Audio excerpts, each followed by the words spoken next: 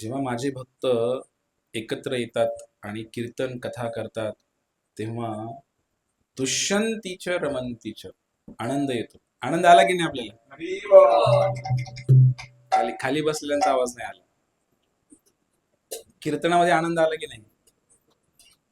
काही जण अजून म्हणजे नाही आला थोडासा आनंद. शेवटी अजून करू कीर्तन. तर शेवटी अजून थोडं कीर्तन करू. पण सौभाग्याचा दिवस आहे की ज्या वेळेला कृष्ण भक्त एकत्र येतात आणि भगवंताचं गुणगान करतात, याच्यासारखा आनंद कुठेच नाही. सुद्धा नारद मुनी सांगतात, मी कुठे आहे तत्र तिष्ठामि नारदा. हे नारदा, नारदा तिथे उभा आहे मी, जिथे कृष्ण कथा होते तिकडे मी जातो. भगवंत मान जसं भगवंत प्रकट होतात कथेमध्ये, कीर्तनामध्ये. जसं तुलसी विवाह हा उत्सव सुद्धा सध्या चालू आहे. आपण लावलं का लग्न तुळशीचं? हा, नाही लावलं. तुळशीला सजवून तर ठेवलंय, लग्नच लावायचं बाकी आहे. काल एकादशी झाली, आज द्वादशी आहे आणि मग पौर्णिमापर्यंत हे जे 4-5 दिवस असतात याच्यामध्ये तुळशीचा विवाह केला जातो. तसं आजच्या दिवशीच मान्यता आहे, म्हणजे जसं एकादशीच्या दिवशी पण मान्यता आहे आणि पौर्णिमेच्या दिवशी मान्यता आहे काही ठिकाणी. तर विशेष करून तुळशीचं लग्न पौर्णिमेला लावलं जातं, कार्तिक शुद्ध पौर्णिमा. तर हा जो पवित्र महिना आहे कार्तिक महिना, याच्या संबंधाने आपण थोडीशी चर्चा करूया. पवित्र महिना आहे कार्तिक. कार्तिक हा महिना राधाराणीच्या नावाने ओळखला जातो. राधाराणीच्या आईचं नाव आहे कीर्तिदा आणि म्हणून राधाराणीचं नाव आहे, या राधेचं नाव आहे कार्तिका. तर त्याचाच अपभ्रंश होऊन त्याला या महिन्याचं नाव पडलं कार्तिक मास की. आणि दामोदर मास ही नाव पडलं याचं, नंतर सांगू आपण. पण अशा पवित्र महिन्यामध्ये आपण एकत्र आलेलो आहे. आणि ही जी तुलसी महाराणी आहे ही कोण आहे? बऱ्याच लोकांच्या घराच्या पुढे तुळशी असते असं म्हणण्यापेक्षा सर्वांच्याच घरापुढे असते. जे कोणी सनातन हिंदू संस्कृतीमध्ये जन्माला आलेले आहेत सगळ्यांच्या घरापुढे तुळशी वृंदावन हे असतंच. बरोबर आहे का? कोणाकोणाच्या घरापुढे नाही, हात वरती करा. सगळ्यांच्या आहे, सगळ्यांच्या घरी आहे. म्हणजे 100% या भारत भूमीमध्ये एवढी श्रेष्ठ आहे भारतभूमी. इथं किती पापीतला पापी जरी व्यक्ती असला ना तरी तो नरकामध्ये जात नाही भारतामध्ये. कारण इथे कृपा अशी वाहते ना की दारामध्ये गायी आहे, तुळशी आहे, जाता येता संतांचं दर्शन होतंय, पंढरपूर जवळ आहे, सहजासहजी सगळ्या गोष्टी घडून जातात. भारतामध्ये अशी कोणतीही जागा नाही 2 फुटाच्या अंतरावर, 2 फूट 4 फुटाच्या अंतरावर असं एकही ठिकाण नसेल जिथे भगवंताचं पाऊल पडलं नसेल. इथं सुद्धा भगवंताचं पाऊल पडलं असणार. का? जेवढे अवतार झाले भगवंताचे सगळे भारतामध्ये झाले, या भारतभूमीमध्ये झाले. बरोबर आहे? अमेरिकेमध्ये कुठला देव प्रकट झाला? नाही प्रकट झाला. युरोपमध्ये नाही, कुठला देव प्रकट नाही झाला. सगळे भगवंत, सगळे देवता भारतात प्रकट झाले. आणि भारतामध्ये महाराष्ट्र इतका आहे संतांची भूमी म्हणलेला आहे, कारण भगवंतांचं अवतीर्ण एवढं विशेष मानलेलं नाही जेवढं संतांचं मानलेलं आहे. तुमच्या माहितीसाठी संतांची प्रकट स्थळे किंवा संतांचं माहेर घर म्हणून महाराष्ट्र ओळखला जातो. महाराष्ट्राचं नाव पूर्वीपासूनच महाराष्ट्र आहे, काही बदललेलं नाहीये. तेलंगणा असं काही वेगळं करून काही केलेलं नाही. शास्त्रामध्ये सुद्धा महाराष्ट्राचं नाव आहे. आणि म्हणून भारतभूमी ते मनुष्य जन्म हैलजार, जन्म सार्थक करी कर परोपकार. भगवान चैतन्य महाप्रभूंनी सांगितलं, भारतामध्ये जर जन्म झालेला आहे तर तुम्ही काय करायला पाहिजे? तुम्ही स्वतःचं कल्याण तर करून घ्यायलाच पाहिजे, परंतु तुम्ही 7 समुद्र पार करून गेलं पाहिजे आणि या जगावर कृपा केली पाहिजे. कारण जगाला काही माहित नाही, राम कृष्ण हरी गीता भागवत या जगाला काहीच माहित नाही. हे तुम्ही करायला पाहिजे. त्यासाठी स्वतः पण आपण कल्याण करून घेतलं पाहिजे. ही जी तुलसी महाराणी आहे, या तुळशीचा महिमा इतका आहे. तुलसी कृष्ण प्रेयसी, तुळसी भगवान श्रीकृष्णाला अतिशय प्रिय आहे. शास्त्रामध्ये वर्णन आहे, भगवंताला राधा राणी इतकं काही प्रिय नाही. श्रीकृष्णाला राधा प्रिय आहे. श्रीकृष्णाला राधा प्रिय आहे. आणि 2 नंबरला जर कोण असेल प्रिय, तिचं नाव आहे तुळशी महाराणी की. 2 नंबरला तुळशीचं नाव येतं. म्हणून ह्या तुळशीचा महिमा आगाध आहे. तुळसी कृष्ण प्रेयसी नमो नमः. नरोत्तम दास ठाकूर गीत गातात. तुलसी कृष्ण प्रेयसी, भगवंताची राधा जशी प्रेयसी आहे तशी तुळसी महाराणी सुद्धा एक प्रेयसी आहे. तुळशीचा जन्म कसा झाला माहितीये कुणाला तुम्हाला? हा, गोलोक वृंदावन भगवंताचं वरती धाम आहे.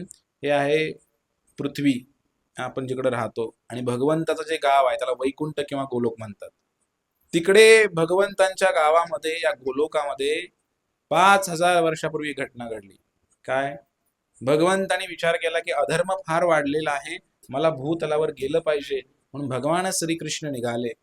आणि भगवान श्रीकृष्ण निघाल्यानंतर त्या ठिकाणी राधाराणी सुद्धा निघाली. जिथे कृष्ण तिथे राधा. कृष्ण के बिना राधा के बिना कृष्ण आधा, असं म्हणलेलं आहे. इकडे कृष्ण आहे तर राधा असायला पाहिजे. मग राधाराणी पण निघाली. नंतर गोवर्धन पर्वत सुद्धा आला, सगळं काही आलं. यमुना नदी पण निघाली खाली. तुम्ही वृंदावनला गेलाय का कधी? वृंदावनला हात वरती करा. 1 जण गेलं, 2, 3 जण गेले, 4. वृंदावनला गेलं पाहिजे, एकदा तरी वृंदावनला गेलं पाहिजे. बाकी कुठे जा किंवा न जा, वृंदावन केल्यानंतर सर्व जगात जेवढी तीर्थ आहेत त्या तीर्थांचं दर्शन झालं आणि स्नान झाल्याप्रमाणे आहे. म्हणून वृंदावनामध्ये गेलंच पाहिजे. तर पुन्हा पुन्हा गेलं पाहिजे, एकदा नाही. भगवंतांच्या कृपेने मला वृंदावनामध्ये 30 पेक्षा जास्त वेळा जाण्याची संधी भेटलेली आहे. भगवंताच्या नाही, भक्तांच्या कृपेने. कारण भक्त म्हणत असतात नेहमी की चला वृंदावनला जायचंय, मथुरेला जायचंय. मग आम्ही निघतो. याही वर्षी आम्ही चाललोय फेब्रुवारी महिन्यामध्ये. तुम्हाला यायचं तर येऊ शकतं. वृंदावन हे असं एक ठिकाण आहे. मग भगवंतानी सांगितलं की मी निघालोय. मग त्या तिकडे तुळशी जी आहे तिचं नाव वृंदा. तुळशीचं दुसरं नाव काय? वृंदा. ही वृंदा देवी पण निघाली. वृंदा देवी म्हटले तो काय, मला पण खाली घेऊन चला. खाली घेऊन चला म्हणल्यानंतर ते म्हणले ठीक आहे, पण मी नेणार कसं तुला? तुझं काय काम तिकडे? तर त्या ठिकाणी ही जी वृंदा देवी आहे भगवान श्रीकृष्णाच्या चरणामध्ये पडून रडायला लागली, मला घेऊन चला म्हणून. आणि मग भगवंत म्हणले ठीक आहे, मी योग्य वेळ पाहून तुला तिकडे पाठवतो. आणि द्वापारयुग संपत असताना त्या ठिकाणी भगवंतानी वृंदा देवीला आज्ञा केली की तू काय कर, वृक्षाच्या रूपाने खाली जा. असंही वर्णन आहे. 84 लाख योनी आहेत. त्यामध्ये कुत्रा, मांजर, डुक्कर सगळे आले, माणसंही आले, हत्ती आली, मुंगी आली, बैल आला, सगळे आले, स्त्री पुरुष. या 84 लाख योनीमध्ये तुळशीचा वृक्ष येत नाही. त्याला वृक्ष म्हणणं सुद्धा अपराध तसा. हे तुळशीचा जो वृक्ष आहे, हे तुळशी आध्यात्मिक जगातली व्यक्ती आहे. हे देवी आहे, देवी एक प्रकारची. हे तुळशी काय झाड नाही, म्हणून त्या तुळशीची फार काळजी घ्यावी लागते. तुळशीला उपसताना, तुळशीची पानं तोडताना, तुळशीला वाढवताना फार काळजी घ्यावी लागते. ही जी तुळशी महाराणी भगवंतांची एवढी प्रिय आहे की भगवंताने खाली पाठवलं आणि सांगितलं की आम्ही आता प्रकट होणार आहे गोकुळामध्ये, वृंदावनामध्ये. तू काय कर, तिकडे सगळं आमचं नियोजन कर.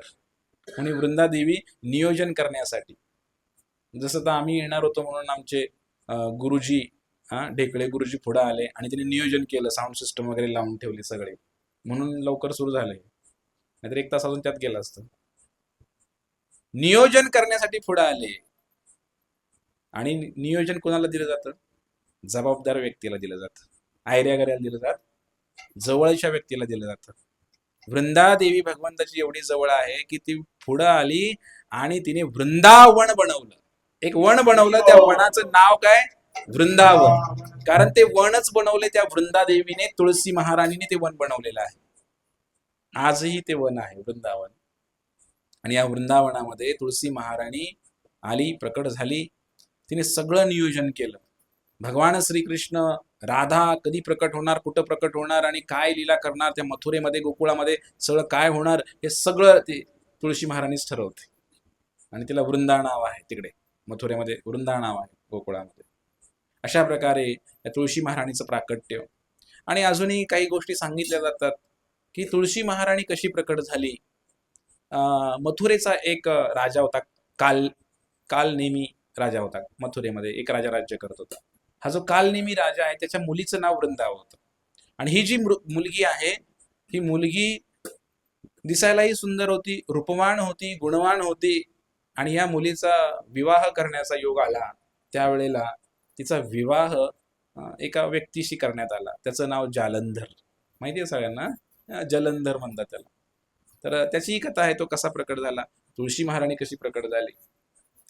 तर एकदा अशी घटना घडते की हा जलंधर कसा प्रकट झाला ते आधी मी तुम्हाला सांगतो. हा जो जलंधर आहे, ज्याच्याबरोबर तुळशीचं लग्न लागलं, तुळशीच्या लग्नाची कथा सांगू का? सांगू का? नको. हा जो जलंधर आहे, हा जलंधर तसा शिवजींचा पुत्र म्हणला पाहिजे, भगवान शंकराचा पुत्र म्हणला पाहिजे. जलंधरने काय केलं, जलंधर हा कसा जन्माला आला. इंद्र जो आहे, इंद्र स्वर्गाचा राजा आहे. इंद्राने एकदा ठरवलं की महादेवाची पूजा करूया, महादेवाचं दर्शन करूया. महादेव कुठे राहतात? कैलासामध्ये राहतात. महादेवाचं दर्शन करू म्हणून इंद्र निघाला. आणि निघाल्यानंतर त्या ठिकाणी त्यांचे गुरु, इंद्राचे गुरु, काय नाव? बृहस्पती.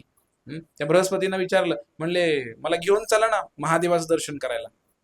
ते म्हणले ठीक आहे, कैलासामध्ये तर एनी टाइम मला एंट्री आहे म्हटले. मग इकडे निघाले. इंद्र थोडा अभिमानी व्यक्ती आहे बरं का, त्याला पदाचा अभिमान आहे. आणि इंद्र आला कैलासामध्ये. आणि कैलासामध्ये आल्यानंतर भगवान शंकर भोलेनाथ विचार करत होते, अनेक अहंकारी लोक मला भेटायला येतात. मला नेहमी भेटायला येतात.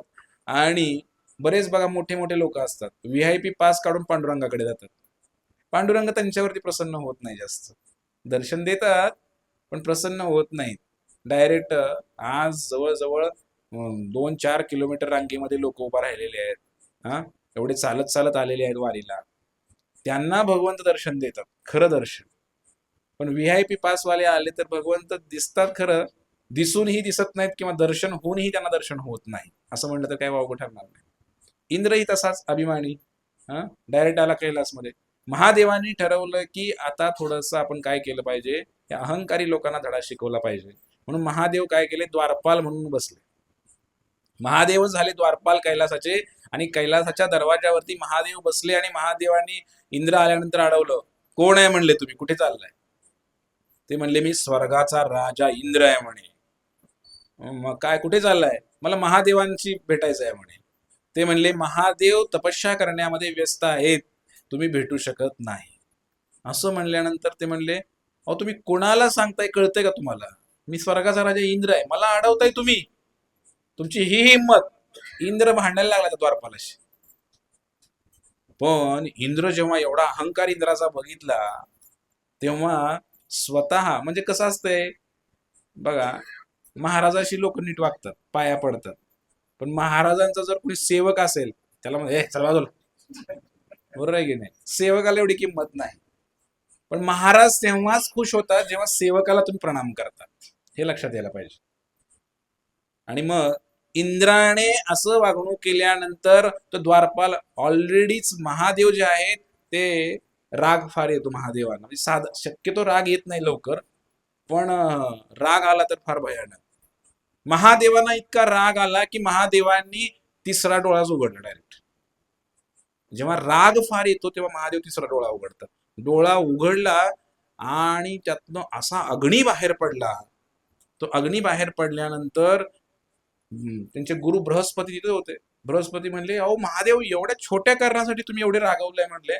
थांबा थांबा म्हणले, मी समजावून सांगतो. माझा चेलाय म्हणले हा इंद्र, नेहमी अहंकारच आहे हा, सारख्या चुका करतो, पण असू द्या, सांभाळून घ्या म्हणले. त्या महादेवांना थांबवलं. पण महादेव म्हणले, आता हे जो अग्नी निघालेला आहे माझ्या डोळ्यातनं, हा मी माघारी घेऊ शकत नाही.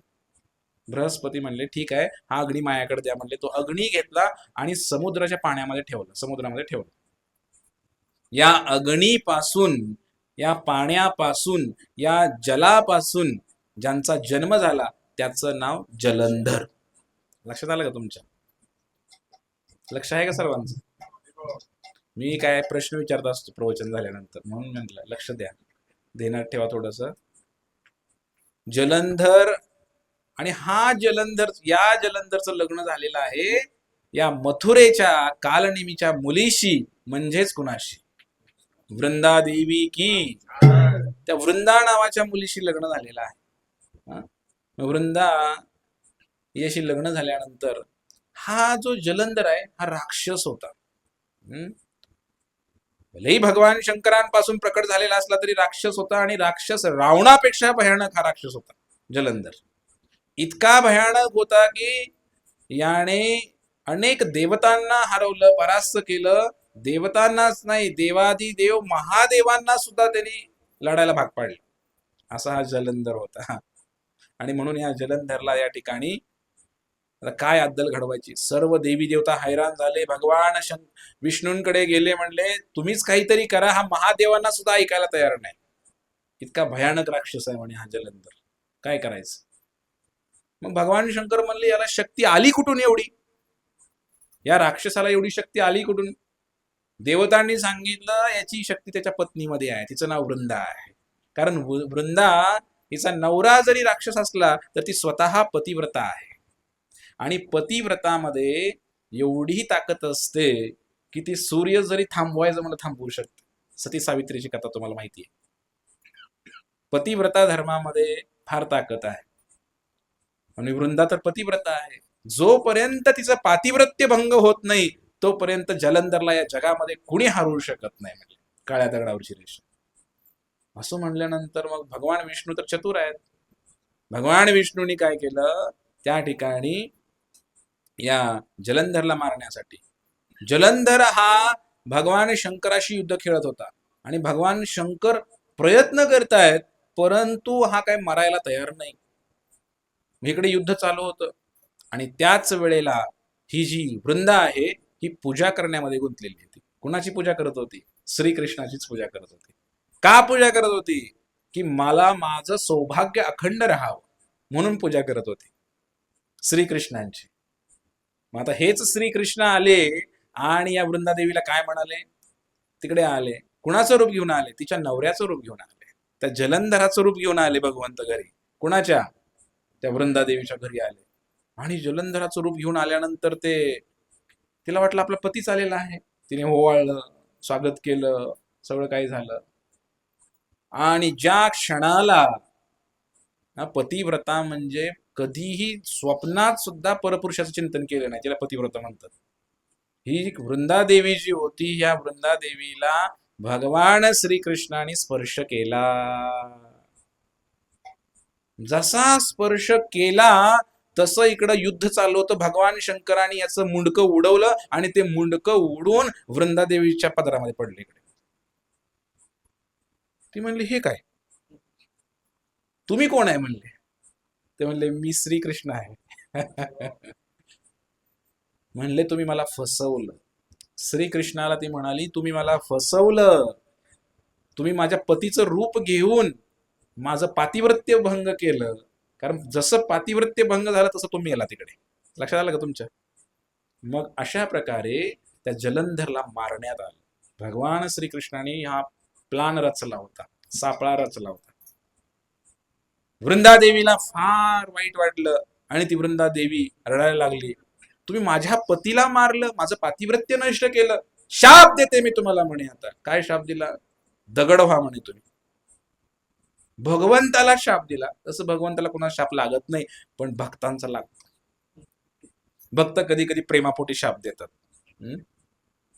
तर शाप दिला, दगड व्हाल म्हणे, आणि त्या दगडामध्ये किडे पडतील म्हणे, असा शाप दिला भगवंताला. वृंदादेवीने शाप दिला, त्या वृंदाने शाप दिला. भगवंत म्हणले ठीक आहे, मला स्वीकार आहे म्हटले, चांगलंच केलं तुम्हाला शाप देऊन. आणि म्हणे तुम्ही माझं पातिव्रत्य भंग केलंय, चांगलं केलं नाही म्हणे. बरंच त्याने बोलली भगवंतांना. आणि हे जे भगवंताला जो दगड होण्याचा शाप दिला ना, त्याला म्हणतात शाळीग्राम शिला. कुणी कुणी पाहिलंय प्रत्यक्ष शाळीग्राम? हात वरती करा. शाळीग्राम कधी पाहिलाय का तुम्ही? हा? आता कधी युट्यूबवर जाऊन बघा मग आता तुम्ही. गुगलमध्ये टाकून बघा, आपल्याला अज्ञान भरपूर आहे. शाळीग्राम म्हणजे काय? नेपाळमध्ये एक नदी उगम पावते, तिचं नाव आहे गंडकी. काय नाव आहे? या गंडकी नदीमध्ये तुम्ही जर असा हात घातला आणि असं जर ओंजळीमध्ये पाणी घेतलं तर हातामध्ये जो दगड येईल तो शाळीग्राम असतो. म्हणजे श्रीकृष्णाचं रूप आहे ते. आणि त्याच्यामध्ये अनेक रूप असतात. ते जे किडे असतात पाण्यामधले, ते त्याला टोकरून टोकरून टोकरून त्याचा आकार बनवतात. कधी त्याला नरसिंहाचा आकार बनवतात, कधी वामन, कधी परशुराम, कधी राम, कधी बलराम, कधी श्रीकृष्ण, कधी श्रीराम. तर असे वेगवेगळे आकार त्या दगडावर बनवतात ते किडे. शाप दिला होता ना. आणि त्याला शाळीग्राम. स्वयं कलियुगामध्ये हे शाळीग्राम स्वतः भगवंत आहेत, भगवंताचं साक्षात स्वरूप आहे. म्हणून म्हणले त्या गंडकी नदीमधला प्रत्येक दगड हा श्रीकृष्णांचं रूप आहे आणि नर्मदेमधला प्रत्येक दगड हा शिवलिंग आहे, असं सांगितलेलं आहे. नर्मदेमध्ये तुम्ही कधी गेलाय का? नर्मदेमध्ये तर गेला तर नर्मदेमध्ये सगळे असे गोटे भेटतात बघा, उभ्या आकाराचे गुळगुळीत गोटे भेटतात नर्मदेमध्ये. ते शिवलिंग आहे सगळे, त्याचं शिवलिंग म्हणून पूजा करू शकतात. अशा प्रकारे मग वृंदाने काय केलं? शाप दिला आणि वृंदाला भगवंताने आशीर्वाद दिला. काय आशीर्वाद दिला? भगवंताने आधी ठरवलंच होतं, माती शोधत होते भगवंत, माती. हे झाडाच्या रूपाने वृंदादेवीला प्रकट करण्यासाठी माती शोधत होते. तर वृंदा काय झाली? वृंदा त्या ठिकाणी तिने आपल्या पातिव्रत्याने काय केलं? अग्नी निर्माण केला आणि जळून भस्म झाली. जळून भस्म झाली आणि त्याची राख झाली वृंदादेवीच्या शरीराची. आणि त्या राखेतनं एक वृक्ष उगवला, त्याचं नाव आहे तुळसी महाराणी की जय. ही तुळसी अशा प्रकारे प्रकट झालेली आहे आणि तिचंच नाव वृंदा आहे. ही जी वृंदा आहे तिला भगवंताने आशीर्वाद दिला. काय आशीर्वाद दिला? म्हणे राधा राणी नंतर सगळ्यात प्रिय मला कोण असेल तर तुळसी महाराणी असेल म्हणे. राधेनंतर दुसरा नंबर तुळशीचा लागतो. आणि दुसरं म्हटले, बिना तुलसी प्रभू एक न मानी. तुळशीचं पान ठेवल्याशिवाय मी कुठलाही भोग नैवेद्य स्वीकार करणार नाही आजपासून. तुळशीचा महिमा वाढवला भगवंताने. आणि भगवंत बघा, आजही भगवान श्रीकृष्णांना तुळशीचं पान त्या भोगामध्ये नैवेद्यामध्ये टाकल्याशिवाय पांडुरंगाला, श्रीकृष्णाला ते स्वीकार करत नाही. तुम्ही 56 भोग जरी बनवले, काही जरी बनवलं तरी भगवंत खात नाही जोपर्यंत तुळशीचं पान त्यामध्ये पडत नाही. हे आपल्याला माहिती आहे का? तुम्ही तुमच्या घरामध्ये दाखवताय का भोग भगवंतांना? दाखवायला पाहिजे भगवंतांना, आणि तुळशीचं पान त्यात टाकायला पाहिजे. आणि भगवंताने अजून एक आशीर्वाद दिला तुळशीला. ते म्हटले की वृंदावनामध्ये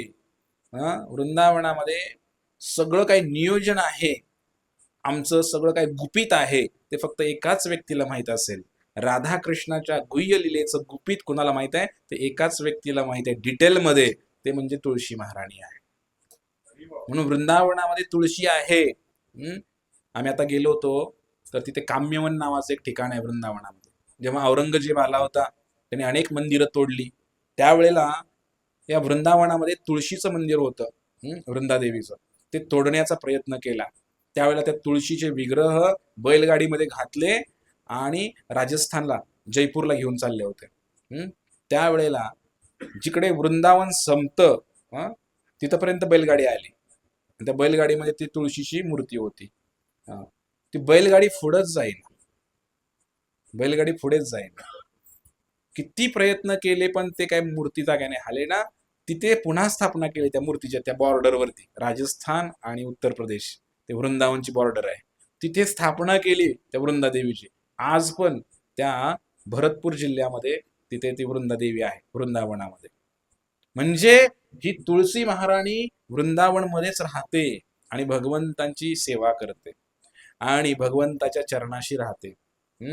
तुळसी हार गळा कासे पितांबर. भगवंताच्या गळ्यामध्ये तुळशीचा हार असतो. भगवंताला फार प्रिय आहे तुळशी, इतकी प्रिय आहे, इतकी प्रिय आहे. जर कोणी रोज तुळशीची प्रार्थना केली, रोज तुळशीला 4 प्रदक्षिणा करायच्या. किती करायच्या? 4 प्रदक्षिणा करायच्या. 3 चम्मच पाणी टाकायचं. पाणी म्हणजे चांगलं पाणी टाकायचं, ताजं, आणि तुळशीला प्रदक्षिणा करायच्या. ब्रह्महत्येसारखं पातक नष्ट होऊ शकतं असं शास्त्रामध्ये म्हणलेलं आहे. यानी कानी च पापानी ब्रह्मत्यादी कानी च तानी तानी प्रणशंती प्रदक्षिणा पदे पदे.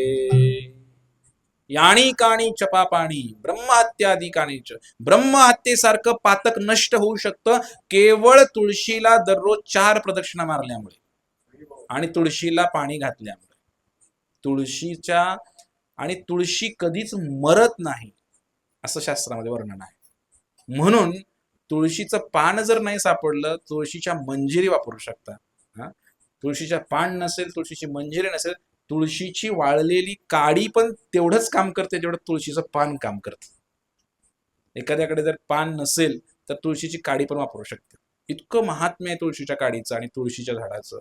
भगवंताने फार महिमा वाढवला तुळशीचा, कारण तिने भगवंतांना प्रसन्न केलेला आहे आणि भगवंताची प्रेयसी आहे. हे जे तुळशीचं पान आहे याच्यामध्ये सुरुवातीला असं म्हणलेलं आहे, या तुळशीच्या पानामध्ये भगवान विष्णू निवास करतात वरती, मध्यभागी ब्रह्माजी निवास करतात आणि तळामध्ये भगवान शंकर निवास करतात.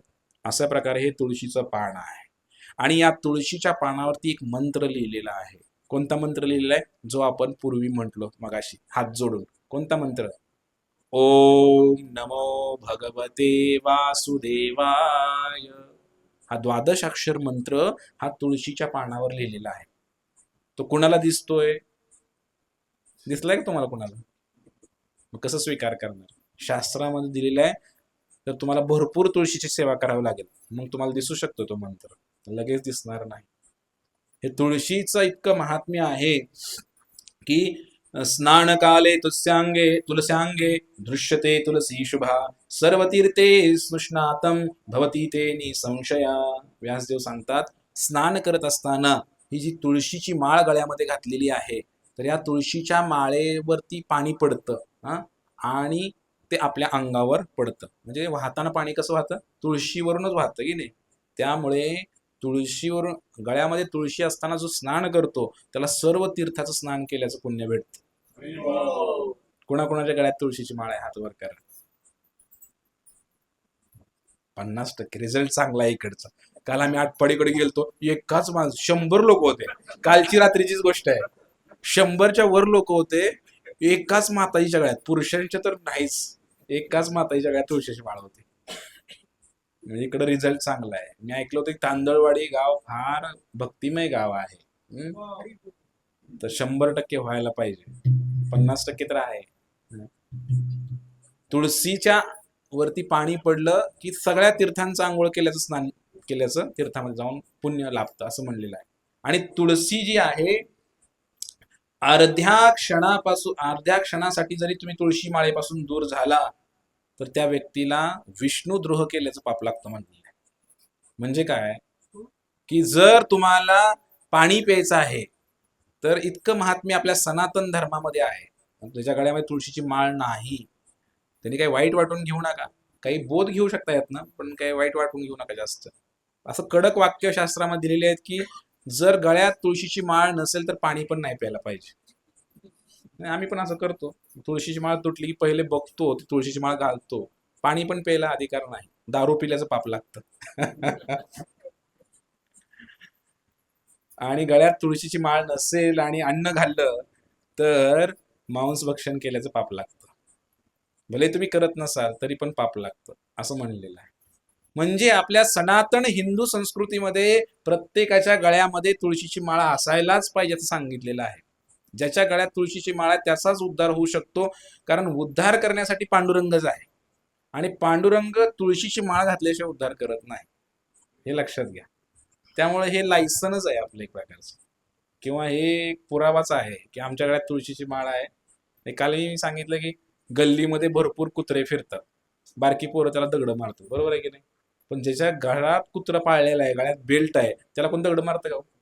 त्याला कोणी दगड मारत नाही, उलट त्याला घाबरते. त्याला दगड मारला त्याला मालक येईल भांडायला. तसंच ज्याच्या गळ्यामध्ये हा बेल्ट आहे त्याच्याकडे यमराज बघत सुद्धा नाही. किती जरी पापी व्यक्ती असला, याचा अर्थ तुम्ही तुळशीची माळ घालून पाप करा असं म्हणत नाही मी. तर पापी व्यक्ती जरी असला तरी यमराज असा जवळच येऊ शकत नाही यमराज तुमच्या, तुळशीची माळ जर गळ्यामध्ये असेल तर, असं शास्त्राचं म्हणणं आहे. आणि म्हणून हे बेल्ट आहे, म्हणजेच जरी कुणी जवळ आलं तरी ते आपला मालक तिकडे आहे. या पट्ट्याचा मालक कोण आहे? विटेवर उभा आहे. त्यामुळे कुणी जवळ येत नाही, कारण सगळ्यांचा बा विठोबा, सगळ्यांचा बा आहे. तर यमराजाचा पण बा विठोबाच आहे. आणि म्हणून भगवंतांना आपण भोजन करत असताना गळ्यामध्ये जर तुळशीची माळ असेल तर एका कणाबरोबर एक अश्वमेध यज्ञ केल्याचं फळ लाभतं. अश्वमेध यज्ञ करणं सोपं नाही, फार अवघड आहे. तर ते एक कण खातो ज्याच्या गळ्यामध्ये तुळशीची माळ आहे, तर एक कण खाल्ला तर एक अश्वमेध यज्ञ केल्याचं फळ लाभतं. तर ते कंठामध्ये असायला पाहिजे तुळशीची माळ, अजून चांगलं आहे कंठामध्ये असेल तर. हा, असं म्हणलेलं की एक प्रकारचा फिल्टर लावलेला आहे. फिल्टर माहिती आहे का तुम्हाला? म्हणजे जाळी आहे एक प्रकारची. जे काही आत जातंय ते फिल्टर होऊन जातंय, आणि जे काही बाहेर येतंय ते फिल्टर होऊन येते. म्हणून ज्याच्या गळ्यात तुळशीची माळ आहे कंठाबरोबर, तोंडातनं शिव्या वगैरे बाहेर पडत नाही. का सांगावर? जर माळ आत घातली खाली लांबती, दिसून येत नाही माळ करी आहे का काय आहे ते. पण माळ वर असल्यानंतर शिवी दिली तुम्ही, म्हणणार लागा माळ करी आहे घ्या.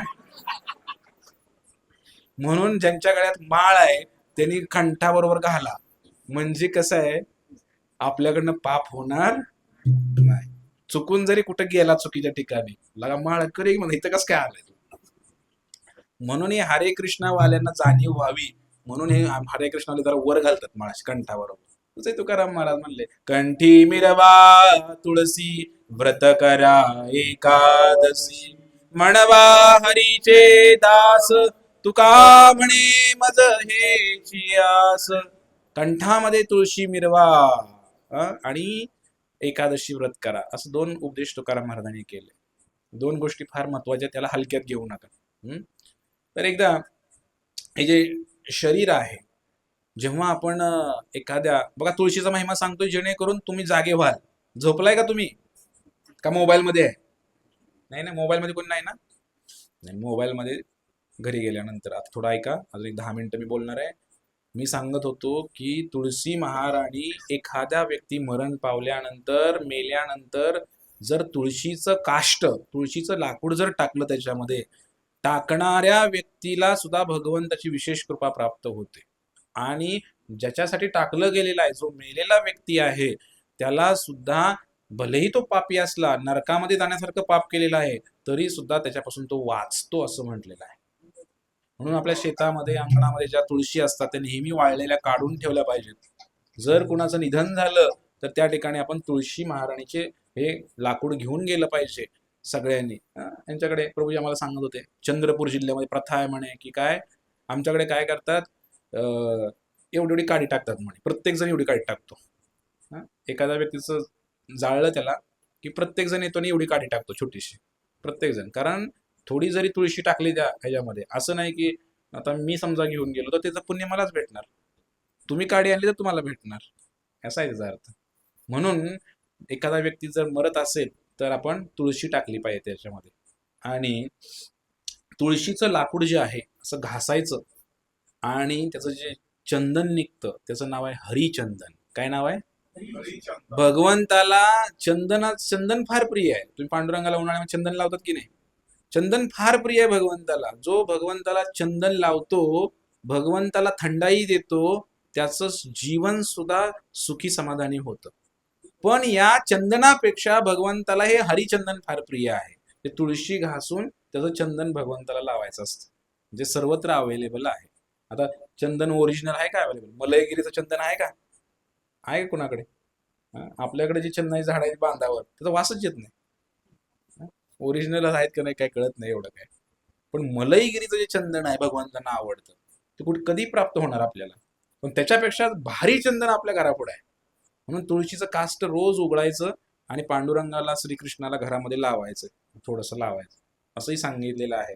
आणि तुपामध्ये एक काडी घ्यायची तुळशीची, आज आम्ही तुम्हाला देणार आहे सर्वांना. एक तुळशीची वाळलेली काडी घ्यायची, त्याला कापूस लावायचा, देशी गाईच्या तुपामध्ये बुडवायचं. देशी गाईचं तूप नसेल तर काय करायचं, तिळाच्या तेलामध्ये बुडवायचं आणि भगवान श्रीकृष्णांना किंवा पांडुरंगाला अर्पण करायचं, असं 7 वेळा. इतके प्रसन्न होतात भगवंत. साधा दिवा वापरल्यानंतर एवढे प्रसन्न होत नाहीत, तुळशीचा दिवा करून जर अर्पण केला, भगवान श्रीकृष्ण फार प्रसन्न होतात, विशेष करून या महिन्यामध्ये. हा महिना जो आहे आता तो फक्त 2 दिवस उरलाय, बुधवारपर्यंत. तर आमचे भक्त रोज करतात आणि आज आपण सगळेजण करणार आहे शेवटी. आणि अशा प्रकारे तुळशीची माळ गळ्यात असल्याशिवाय कोणतीही पूजा सफल होत नाही. म्हणजे सत्यनारायणाची पूजा असू द्या, कशाचीच पूजा असू द्या, कुठलंही कर्मकांड असू द्या, गळ्यात तुळशीची माळ असल्याशिवाय पूजा सफल होत नाही, असं शास्त्राचं म्हणणं आहे. दररोज जो नित्य नेमाने तुळशीला प्रदक्षिणा करतो, प्रणाम करतो, त्याला महारोग होत नाही. कोणताही महारोग समजतं का? कर्करोग, कॅन्सर सारखे रोग होत नाहीत. रोज तुळशीला पाणी दिल्यामुळे यमराज सुद्धा घाबरतो यायला. दररोज तुळशीला किती पाणी द्यायचं? 3 चम्मच पाणी द्यायचं. मी सांगेन, बदा बदा वतायचं नाही, मग ते पाण्यानं सगळं हे होऊन जाईल. आणि तुळशीच्या खाली, तुळशीच्या बुडामध्ये जी माती आहे, ती माती कपाळाला लावली पाहिजे. जसं आपण बुक्का लावतो की नाही, तुळशीच्या बुडातली जी माती आहे ती माती इथे लावली पाहिजे. कारण ती माती आहे ना, ती भगवंतांना फार प्रिय आहे. तुळशीच्या बुडाची माती भगवंत स्वतः कपाळाला लावतात आणि म्हणून आपण सुद्धा लावली पाहिजे. चैतन्य महाप्रभू जे साक्षात भगवंत होते, ते सुद्धा दररोज हे नियम केला होता, तुळशीला दररोज 4 किंवा 3 प्रदक्षिणा घातल्याशिवाय भोजन करायचं नाही. असा नियम आपण सुद्धा घेऊ शकता. जर आपण स्वतःला हिंदू म्हणतोय, नुसता कपाळाला गंध लावून जमणार नाही, शेंडी ठेवून जमणार नाही, ते तर पाहिजेच, पण तुळशीची पूजा केली पाहिजे, हे भगवंताने दिलेलं आहे. आणि नामस्मरण केलं पाहिजे. तर ही जी तुळशी महाराणी आहे, तिलक, तुळशीचा तिलक पण सांगितला मी. बरेच लोक तुळशीचा गंध लावतात.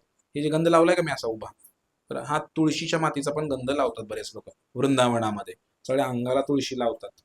तर हरिदास ठाकूर नावाचे एक महान संत होऊन गेले, पश्चिम बंगाल राज्यामध्ये एक महान संत झाले, तुकाराम महाराजांसारखे. तर त्यांच्याकडे एक वेश्या आली होती, बाहेरच्या लोकांनी पाठवली होती, तर महाराजांचं पतन करा, महाराजांचं फार नाव झालंय मोठं, म्हणून रामचंद्र खान नावाचा एक व्यक्ती होता, त्याने एक वेश्या पाठवली. आणि ती वेश्या आली, महाराज जप करत होते, हरे कृष्ण कृष्ण कृष्ण हरे हरे जप करत असताना महाराजांनी त्या ठिकाणी ती वेश्या आली, म्हणली मला तुमच्या बरोबर काही बोलायचं आहे. महाराज म्हणले माझा जप पूर्ण होऊ दे. महाराज 24 तासातले 22-23 तास नामस्मरण करायचे, उठतच नव्हते. आणि नामस्मरण करत असताना तुळशी पुढं पाहिजे. ही तुळशी आहे ना, तुळशीची कुंडी पाहिजे पुढं, आणि त्याच्या शेजारी जर बसून जप केला, त्या नामस्मरणाचं लाखो पटीनं फळ मिळते. म्हणून तुळशीच्या वृक्षाच्या जवळ बसून आपण नामस्मरण केलं पाहिजे. मग ही तुळशी आहे, या तुळशीला काय केलं, ती पण त्यांच्या जवळ होती आणि ते नामस्मरण करत होते, हरे कृष्ण महामंत्र म्हणत होते. ती वेश्या आली, ती वेश्या आल्यानंतर त्या वेश्याने त्या बसली, एक रात्र बसली, महाराजांचा जप काय संपेना, मग ती पण त्या तुळशी शेजारी बसायची. आणि मग असं करत करत दुसरी रात्र आली, दुसऱ्या रात्री पण आली ती वेश्या. महाराज म्हणले आज पण मला काय तुझ्याशी बोलता येणार नाही, कारण माझा जप राहिलाय म्हणले, नामस्मरण राहिलंय म्हणले. ती पण रात्र गेली, तिसऱ्या रात्री ती वेश्या आली, पुन्हा त्या तुळशीजवळ बसली. आणि 3 रात्र झाल्यानंतर तिसऱ्या रात्री पहाटे तिच्या बुद्धीमध्ये फरक पडला त्या वेश्येच्या, आणि ती त्या महाराजांना प्रणाम केला. त्या हरिदास ठाकूरांना म्हटले की माझं चुकलं, मी तुम्हाला नाव खराब करायला आले होते तुमचं, पण आता मला क्षमा करा, आणि मला सुद्धा आता काही माघारी जायचं नाही, मला सुद्धा आता भक्त बनायचं आहे. त्या स्त्रीने टक्कल केला, भगवे कपडे धारण केले आणि महान साध्वी वैष्णवी झाली ती स्त्री, केवळ तुळशीच्या संघामध्ये 3 रात्र बसून नामस्मरण केल्यामुळे. या तुळशीचा किती महिमा आहे. तुळशीशिवाय नामस्मरण सुद्धा होत नाही, तुळशीशिवाय भोग सुद्धा लागत नाही देवाला. तुळशीशिवाय भगवंताचं पानच हलत नाही, तुळशीच्या पानाशिवाय पान हलत नाही भगवंताचं. आणि म्हणून नारद मुनी एकदा गेले होते की नाही द्वारकेमध्ये, नारायण नारायण द्वारका धाम की. द्वारकेमध्ये पोचले. कळीचे नारद, सर्वांना माहिती आहे, कळ लावतात, चांगली कळ लावतात, पण ते गेले महलामध्ये आणि म्हणले सत्यभामेला, म्हणले मला दान द्या, म्हणले मी एवढा मोठा माणूस आलेला इकडे, काहीतरी दान द्या. सत्यभामेला वाटलं काहीतरी मागतील, सोनं नाणं वगैरे मागतील, आमच्याकडे काही कमी आहे का, द्वारकाधीश आमचे पती आहे, आम्ही काही देऊ शकतो म्हणे. पण त्या ठिकाणी नारद गेले आणि सत्यभामेला म्हणले दानामध्ये मला श्रीकृष्ण द्या म्हणे. कोण द्या? श्रीकृष्ण द्या म्हणे दानामध्ये. सत्यभामा म्हणली अरे काय काय मागितलं काय तुम्ही, आमचा प्राणच मागितला. म्हणले एकदा दिलेला शब्द माघार घ्यायचा नसतो. श्रीकृष्णाला देऊन टाका का जाऊ माघारी म्हणले. साधूंना असं दुखावून माघारी पाठवणं याच्यासारखा मोठा अपराध नाहीये. मग ते म्हणले ठीक आहे, तर काय करायचं, म्हणले द्या. सत्यभामेला काही कळेना. मग शेवटी चर्चा झाली आणि असं ठरलं गेलं की भगवान श्रीकृष्णांच्या वजना इतकं जे काही दागिने, सोनं नाणं आहे, जड जवाहीर, हे एका तराजूमध्ये तोलायचं आणि ते त्याच्या बदल्यामध्ये नारदांना द्यायचं, असं ठरलं. मग एक मोठा तराजू आणला. त्या तराजूमध्ये, एका तराजूमध्ये भगवान श्रीकृष्ण बसले आणि दुसऱ्या तराजूमध्ये हे सगळं सोनं नाणं टाकायला सुरू केलं. मग सोनं नाणं टाकायला सुरू केल्यानंतर त्या ठिकाणी जेवढं काही सोनं आहे त्यांच्याकडे ते सगळं टाकलं त्या तराजूमध्ये. पण तराजू थोडा सुद्धा हालायला तयार नाही, खालीच ते पारडं जडच, अजिबात ते काय वर जाईना. मग एवढं सगळं टाकल्यानंतर शेवटी सत्यभामा वैतागली. ती म्हणले नारदा तुम्ही काहीतरी उपाय सांगा म्हणे, हे काय आता खरं नाही म्हणले, तुम्ही काहीतरी आमच्याशी फसवणूक केलेली आहे. नारदांना दया आली आणि नारद म्हणाले याचा उपाय भगवंतांची पट्टराणी रुक्मिणी सांगू शकते म्हणे. रुक्मिणी सांगेल म्हणे याचा काहीतरी उपाय. मग रुक्मिणीला बोलवलं. म्हणले काय समस्या, म्हणले पारडच जड झालंय म्हणे, ह्यात काय किती टाकलं तरी सगळे दागिने काढून टाकले आम्ही, एवढं सगळं केलं पण काय वजन काय होईना भगवंताचं, तुला काय होईना. मग असं म्हणल्यानंतर रुक्मिणी गेली. रुक्मिणीने तुळशीचं पान आणलं. ते तुळशीचं पान आणलं आणि त्या तुळशीच्या पानावर लिहिलं श्रीकृष्ण. काय लिहिलं? श्रीकृष्ण. आणि ते तुळशीचं पान त्या पारड्यामध्ये ठेवलं. जसं तुळशीचं पान ठेवलं पारड्यावर गेलं. म्हणजे भगवान श्रीकृष्णाने सुद्धा दाखवून दिलं द्वारकेमध्ये की तुळशीचं एका पानाने मला विकत घेतलं जाऊ शकतंय. पांडुरंगाला जर विकत घ्यायचंय तुम्हाला, बोलवायचं आहे, केवळ एका तुळशीच्या पानाने पांडुरंगाला विकत घेतलं जाऊ शकतं. किती देव सोपा आहे. पत्रम पुष्पम फलम तोयम यो मे भक्त्या प्रयच्छति. काय म्हणले भगवंत गीतेमध्ये, थोडस पान मला अर्पण करा, थोडस पाणी मला अर्पण करा, त्याचा मी भुकेला आहे. एखादं फळ अर्पण करा. मी काय तुम्हाला म्हणत नाही माझ्यासाठी मोठं मंदिर बांधा, करोडची संपत्ती मला आणून द्या, मी काही मागत नाही. मला फक्त पान, फळ, फूल दिलं तर मी अर्पण केलं तर मी खुश आहे. असा देव कुठं आहे का या जगाच्या पाठीवरती? ऐसा देव सांगा कोटे, ऐसे भीमा तीर, ऐसी चंद्रभागा. असं कुठंच नाहीये. पण तरी सुद्धा आमचे लोक स्वतःला हिंदू म्हणतायत आणि दुसरंच काहीतरी गौड बंगाल करत राहतात. काहीतरी कुठल्या तर देवरशाकडे जा, कुठल्या पुजाऱ्याकडे जा, कुणाचं काहीतरी बाबा, मम्मी, अम्मा, भगवान, काय चालू आहे लोकांचं. एका तुळशीच्या पानानं पांडुरंग तुमच्या घरी पाणी भरायला येईल, एवढी ताकद आहे तुळशीच्या पानामध्ये. ते सोडलं पण अंगारे आणि भंडारे करण्यात सगळे हिंदू गुंतलेले आहेत. बरोबर आहे की नाही? आणि म्हणून असा देव सांगा कोठे, असे भगवंत कुठे आहे, अशा भगवंताची उपासना करा.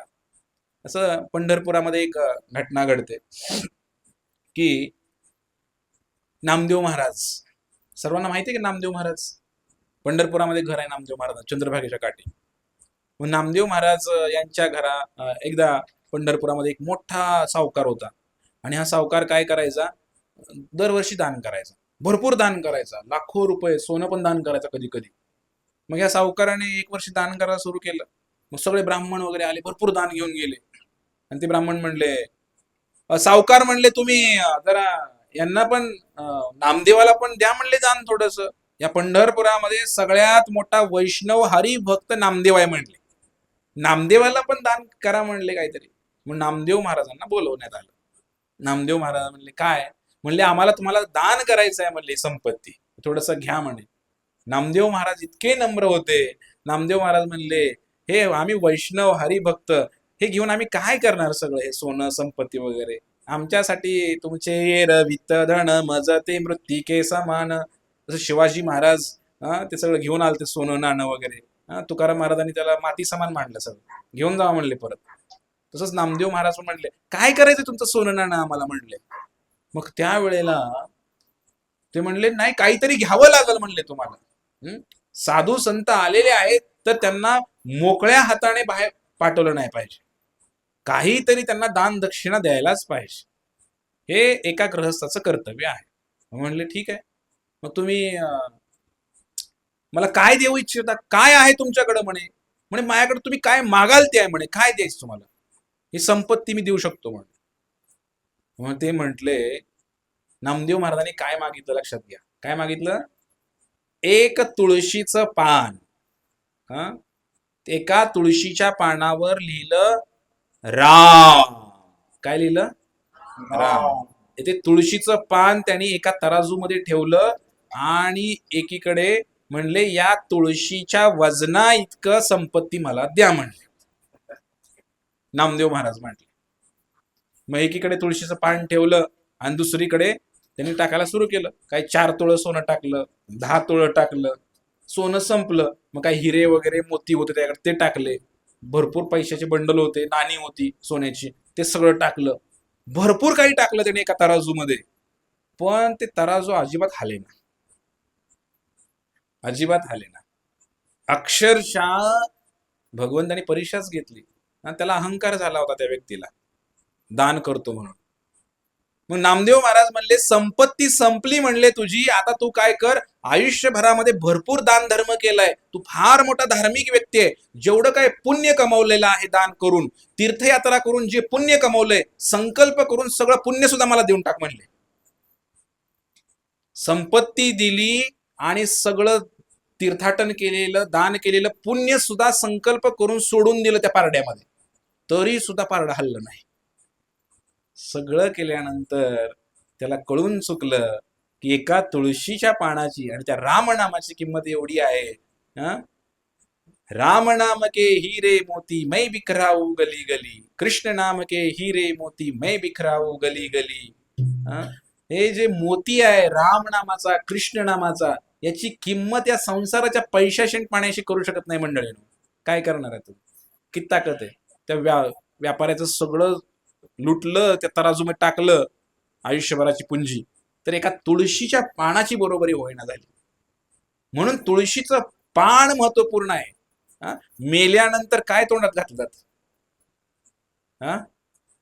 आयुष्यभर काय काय असते ना, आयुष्यभर कोणी कोंबड्या खातंय, बकरी खातंय, सगळं खातंय, पण मेल्यानंतर काय कोंबडी खाल्ली म्हणून काय कोंबडीचा पक टाकतात का तोंडात? माणूस मेल्यानंतर तोंडात काय टाकतात? किती जरी नालायक, दारुडा, कितीही काही व्यभिचार करणारा, कितीही बेकार व्यक्ती असू द्या, मेल्यावर म्हणते ते तुळशीचं पान आणणार. बरोबर आहे की नाही? मग ते तुळशीचं पान तोंडामध्ये टाकलं जातं, त्याची किंमत आहे. ते तुळशीचं पान मेल्यानंतर बरोबर जाणार आहे तुमच्या, संपत्ती बरोबर जाणार नाही. हे नामदेव महाराजांनी दाखवून दिलं. म्हणून तुळशीच्या पान जर अंतकाळी भेटायचं असेल तर आयुष्यभर तुळशीची सेवा करायला पाहिजे. जाता जाता 4 प्रदक्षिणा मारला किती वेळ लागते हो? 4 प्रदक्षिणा मारा, थोडं प्रणाम करा तुळशीला.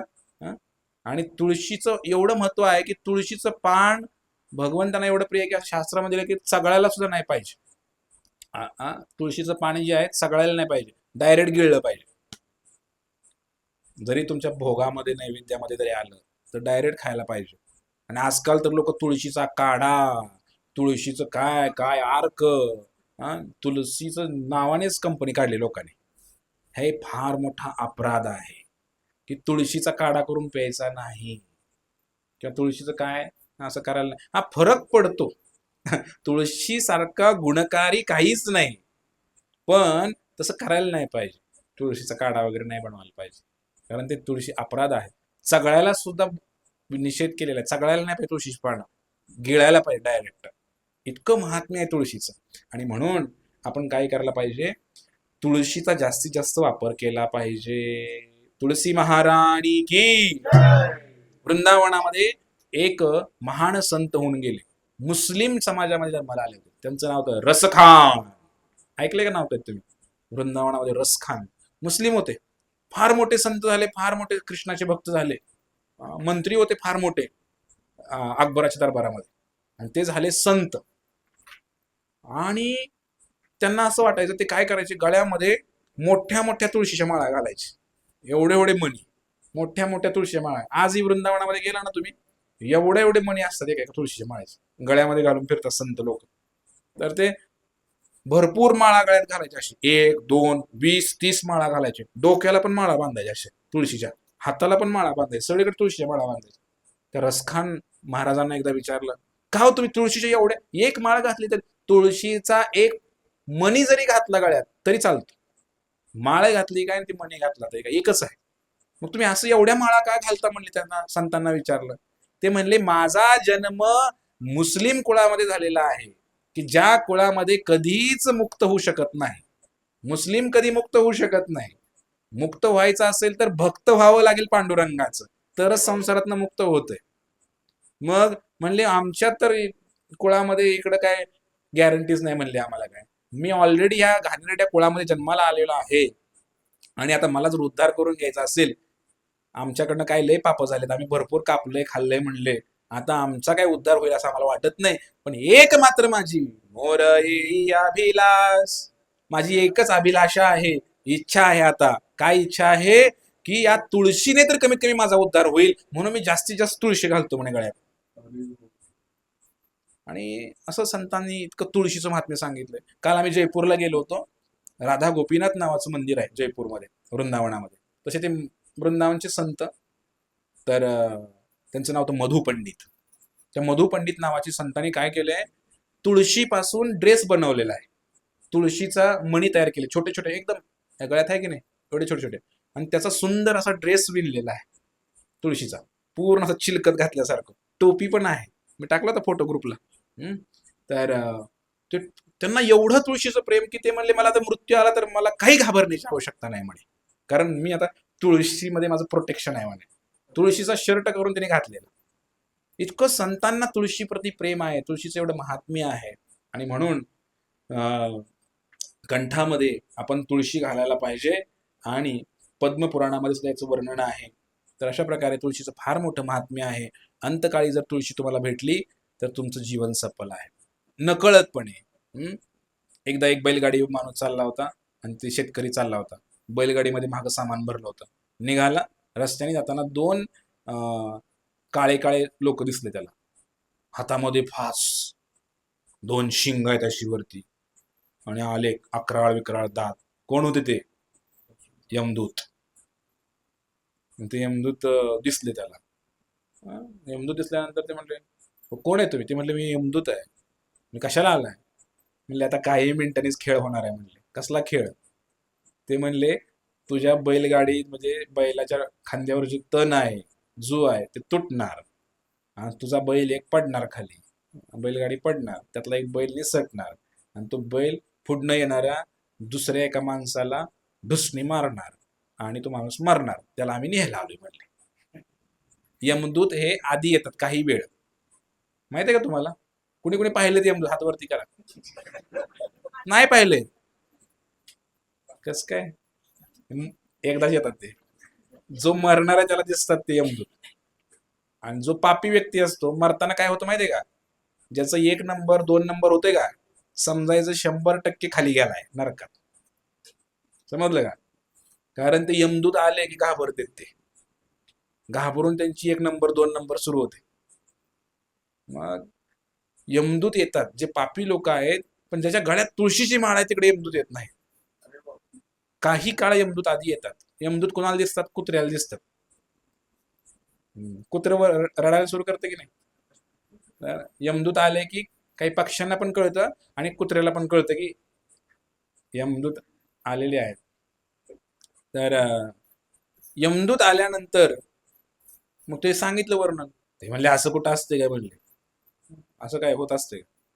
इतकं म्हणेपर्यंत त्या बैलाच्या शरीरावर ते तुटलं तण, आणि ती बैलगाडी पडली, त्यातला एक बैल उसळला आणि गेला, आणि पुढे एक माणूस त्या शिंगात पोटामध्येच जसं घातलं तसं तो उडून पडला. बैलानं असा शिंगावर उचलला, तर थोडा फोर्स जास्त लागला बैलाकडनं, ते उडून जरा जास्तच लांब पडला रस्त्याच्या, आणि तिकडं पडला जाऊन एका तुळशीच्या झाडावर. तयारीने आले ते यमदूत सगळे न्यायला, पण नीच ना. मग ते शेतकऱ्याने विचारलं, का तुम्ही याला घेऊन जात नाही? ते म्हणले, आता आमचा अधिकार नाही म्हणले, हे क्षेत्र आमच्या अधिकाराखाली नाही म्हणले. आता इकडे आता भगवंताचा अधिकार आहे. तुळशी मरताना तो व्यक्ती पापी होता, पण मरताना तुळशीच्या झाडाजवळ जाऊन मेला, त्यामुळे यमदूत हात लावू शकले नाहीत त्याला. किती महिमा आहे बघा. म्हणून या तुळशीचं फार महत्व आहे. आणि मग त्याला विष्णुदूत न्यायला आले तिकडं लगेच, आणि भगवान विष्णूंच्या म्हणजे वैकुंठामध्ये घेऊन गेले. पापी होता, पण असं काही दिलेलं आहे, जर तुम्ही एवढं एवढं केलं तर तुम्हाला माफ आहे सगळं, असं असतंय. कोणी एक व्यक्ती आला माझ्याकडे, म्हणलं प्रभूजी, म्हणलं अहो काय, म्हणलं कशाचं आता, म्हणलं आमच्याच्यानं होतंय, वैबी झालंय आयुष्यभर, काय लय खाल्लंय म्हणले आम्ही, आणि आता माळ घालून कुठं काय होत असतंय म्हणले. मग मी त्यांना सांगितलं, तुमचा विश्वास नाहीये का? या तुळशीवर विश्वास नाही म्हणून तुम्ही तसं बोलताय.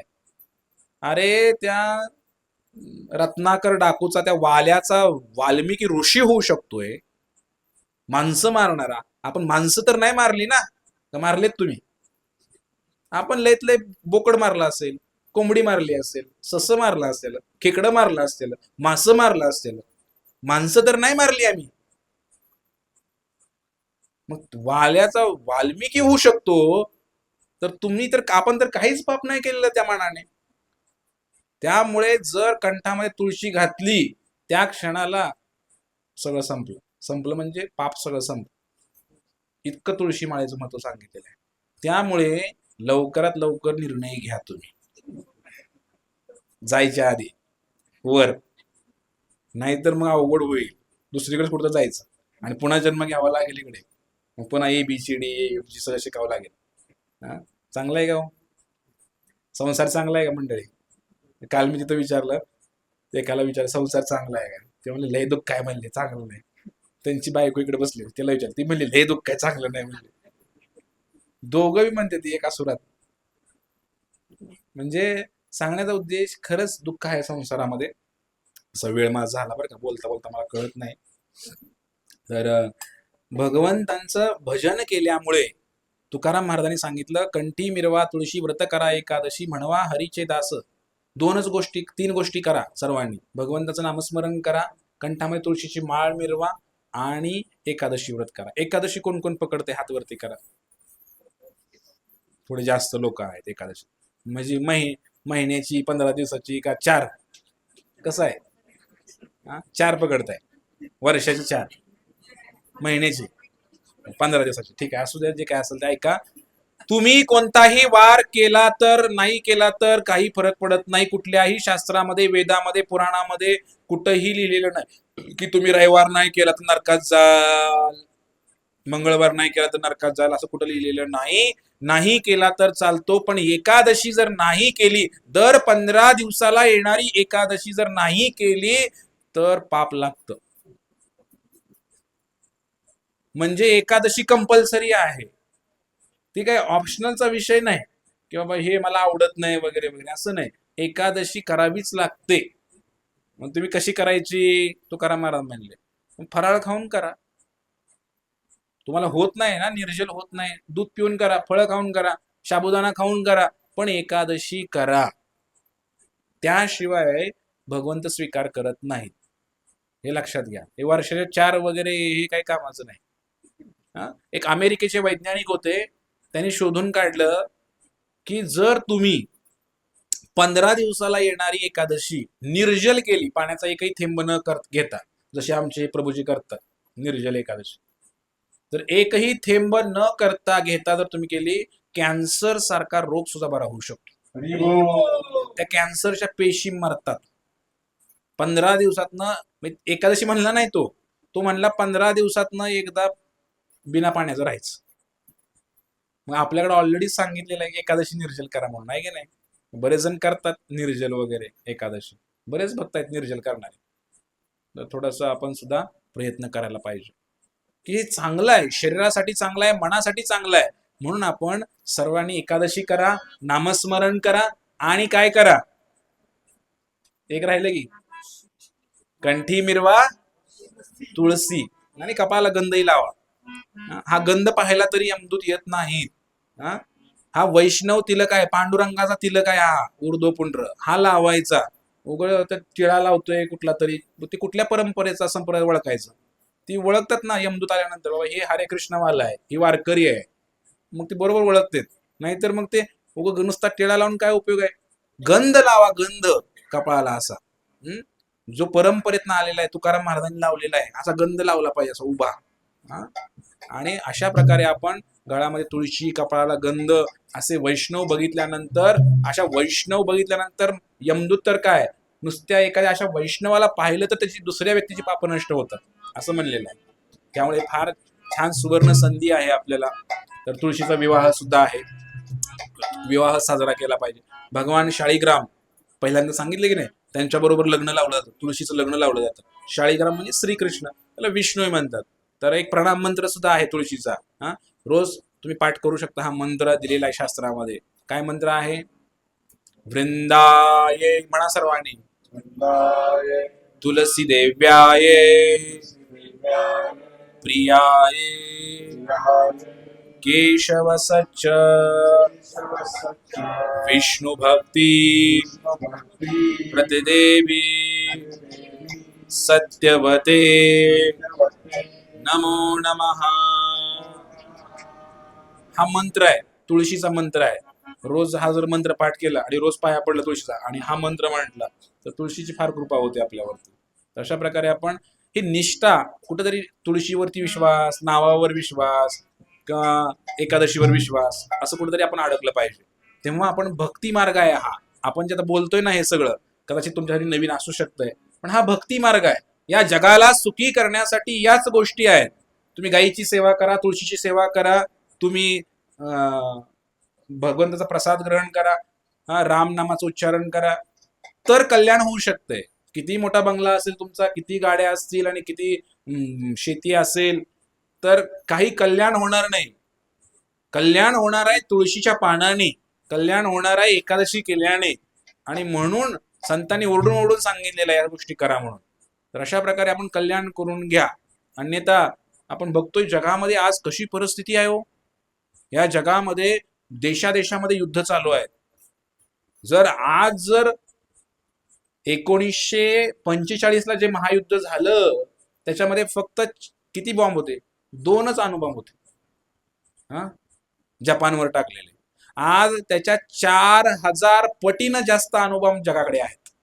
प्रत्येक देशाकडे अणुबॉम्ब आहे. उद्या जर युद्ध सुरू झालं तर काय हाडसो सापडणार नाही ते आपले. आपण काय म्हणणार, आम्हाला काय द्यायची गरज आहे? हे फार भयानक आहे. कधी ना कधी विनाश होणारच, तो विषय नाही. पण लवकरात लवकर आपण या गोष्टी स्वीकार करा. जो भगवंताचं भजन करणार, त्याच्या गळ्यामध्ये तुळशीची माळ आहे, तो वाचण्याची दाट शक्यता आहे. नाहीतर विनाश पक्का आहे. कारण बघताय काय तुम्ही, न्यूज ऐकताय की नाही? पेटून उठले सगळे देश. कधी कोणत्याही क्षणाला युद्ध सुरू होऊ शकते. अशी भयानक परिस्थिती जगामध्ये, अराजकता माजलेली आहे. त्यामुळे गायीची सेवा करा, एकादशी करा, पंढरपूर जवळ आहे, पांडुरंगाचं भजन करा आणि नियमाने राहा. तुळशी माळ गळ्यामध्ये लवकरात लवकर घालण्याचा प्रयत्न करा, तर आमचं इथं आल्याचं सफल होईल असावे म्हणून. हरे कृष्ण कृष्ण कृष्ण हरे हरे, हरे राम राम राम हरे हरे. तर कुणाला काही प्रश्न विचारायचा असेल तर विचारू.